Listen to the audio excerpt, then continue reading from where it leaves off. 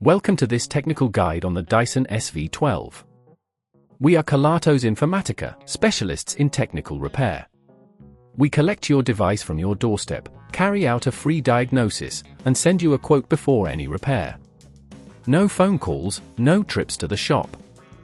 We are based at Calle Joaquín María López 26, Madrid. Convenient, transparent and professional. Link in the description. If your Dyson SV12 trigger won't respond, you may find it frustrating, especially when you need your vacuum to work effectively. This issue can occur due to wear and tear or a faulty connection.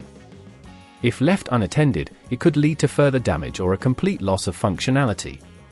To fix this problem, you'll need a few tools: a Phillips screwdriver, a flathead screwdriver, a replacement trigger assembly, and some tweezers.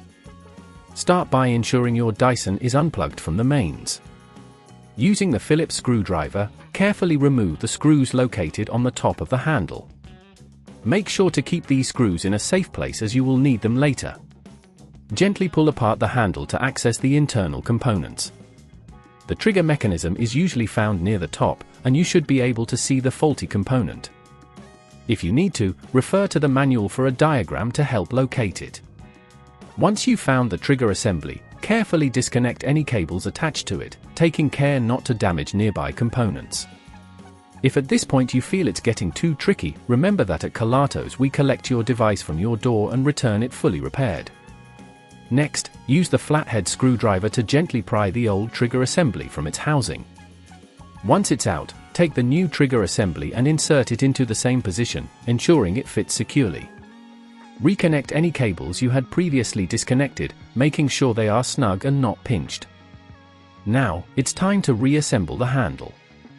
Line up the two halves of the handle and gently press them together.